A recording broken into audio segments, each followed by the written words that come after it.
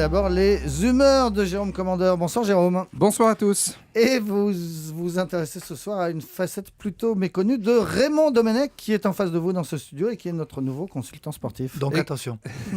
Non, exactement, cher Nicolas. Alors, avant de parler de Raymond, la France rencontre l'Ukraine en match de barrage pour la Coupe du Monde 2014 au Brésil. Un match décisif pour la France.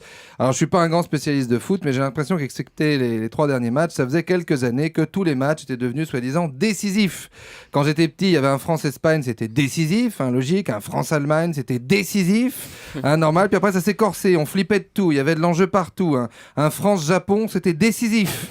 Les mecs, 2 minutes avant, ils avaient encore la tronche dans un Shirashi saumon. Ils savaient même pas que ça se jouait à 11, mais il fallait flipper. Puis après, c'est parti à volo. Alors, je finis avec le match décisif du siècle. Le France-Île Féroé de 2009. Même Google Maps, il savait pas où c'était. L'avion a failli louper la piste parce que c'est pas large comme pays. Les mecs là-bas, ils sont joueurs, entraîneurs, kinés, chauffeurs, ils cumulent tout.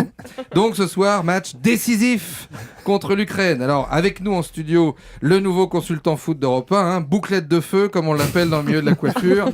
Il est face à moi, c'est Raymond Domenech. Alors votre participation de ce soir est décisive.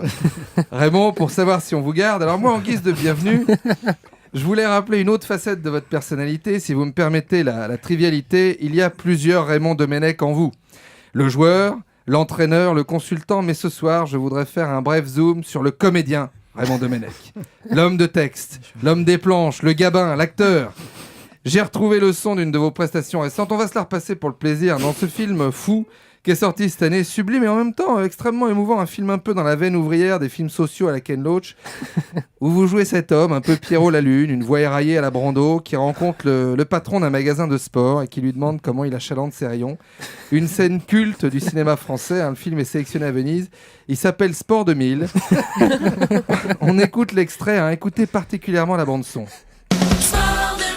Bonjour, dites-moi, je voulais savoir, comment vous réagissez face aux critiques ? Mais personne ne me critique, moi. Ah bon ? Pourtant, vous êtes sélectionneur. Oh la merde. Pas mal, non ? Je voudrais saluer le second rôle, Michel Sorin, qui vous donne la réplique. Sorin, il récite Cyrano, il couche un cheval. Alors, il faut voir, j'explique à nos auditeurs ce qui vient de se passer. Les gens se sont spontanément regroupés près du studio. Il y en a qui pleurent, d'autres qui tremblent. Moi, je saurais même plus vous dire mon numéro de sécu. J'entends Jean-Pierre Elkabbach se moucher dans son écharpe depuis son bureau. Merci Raymond pour tout ce bonheur. Donc la DRH, si vous m'écoutez, faites son badge de cantine à Raymond. Il n'y a plus de période d'essai. Il est de la maison. Jérôme Commandeur, on vous retrouve la semaine prochaine. Et Raymond Domenech, on le retrouve dans quelques minutes.